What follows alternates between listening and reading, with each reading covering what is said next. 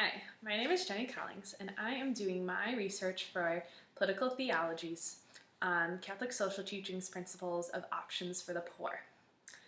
This will be the topic for my first paper, and for my second paper I will speak into how this teaching relates to the modern issue of injustice for the poor within our political justice system and inequality to access to legal help here in the States.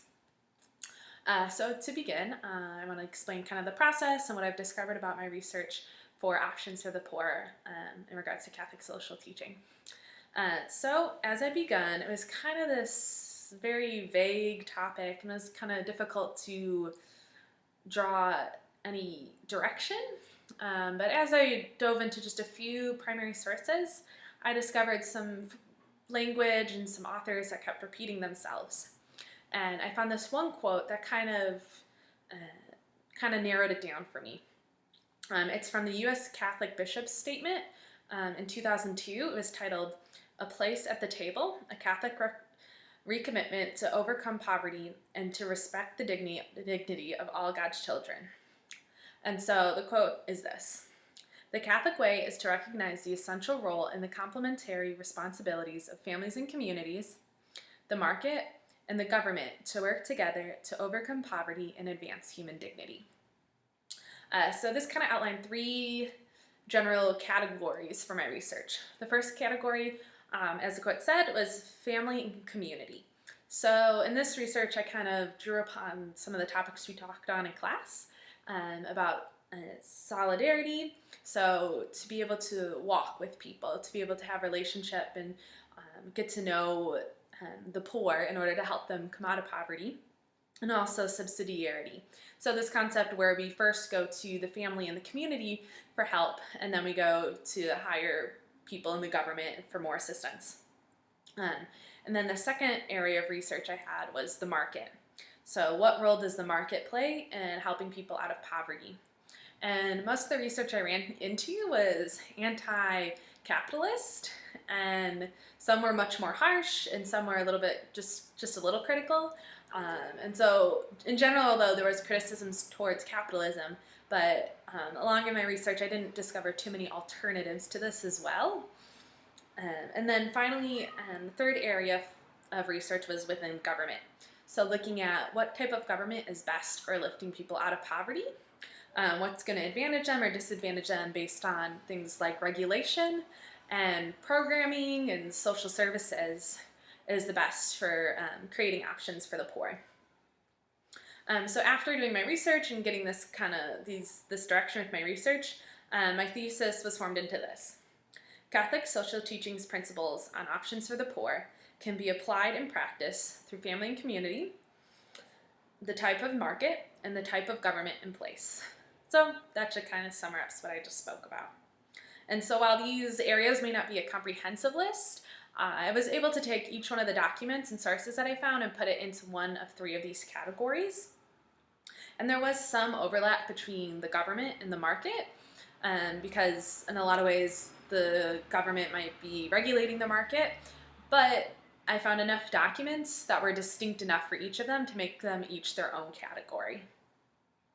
And some trends that popped up while I was doing my research was with certain authors and certain figures within the church. One figure that came up from the Catholic Church was Pius XII, and he had many teachings on options for the poor that I found that applied to each one of my categories.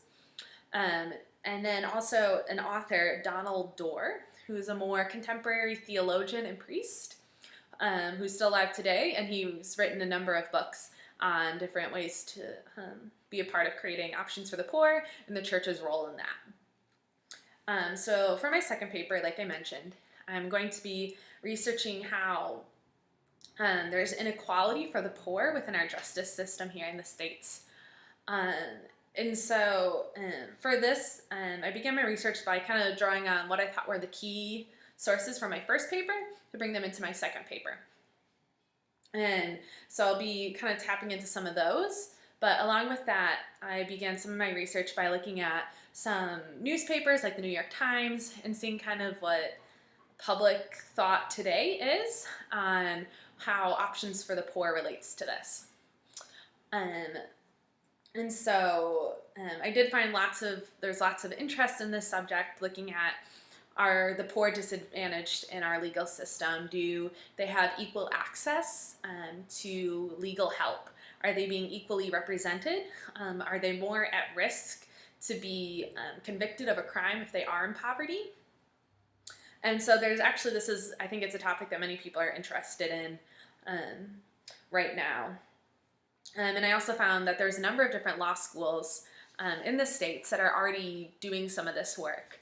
They have significant research on their websites about this issue, and they are offering services to people who can't afford decent legal help to be able to do that. I know I've seen cases of people, just all sorts of people trying to get good representation because their assigned attorneys weren't helping them, people who are changing their genders who can't afford to go through all that legal process, and assisting them. And so what originally interested me in this contemporary issue and why I chose justice within the legal system for the poor was really this summer I read this book titled Just Mercy by Bryan Stevenson. And it was all about him as a civil rights attorney in the South today, and his work that he's doing to help men who are on, well, mostly minority men who are on death row. And they've been just unfairly accused of crimes or unfairly given harsher punishments that they deserve. And he and his organization goes in and represents them for free and helps them to get off of death row or the extreme punishment that they've been put in. And so at the end of his book, he kind of draws on this concept of mercy and just how all of his work and all that he does comes back to mercy and extending just this sacrificial love that I think reflects a lot of biblical principles.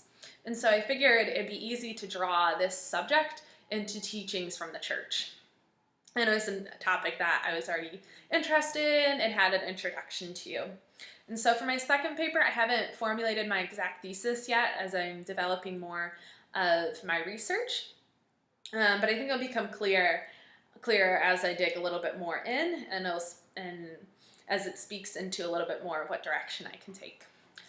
So in conclusion, I'm doing my first paper on Catholic social teachings options for the poor, and it's separated into 3 different categories of family and community, the market, and the government's role in that. And for my second paper, I'm going to be writing about options for the poor in our justice system today. So yeah, that's it. Thank you.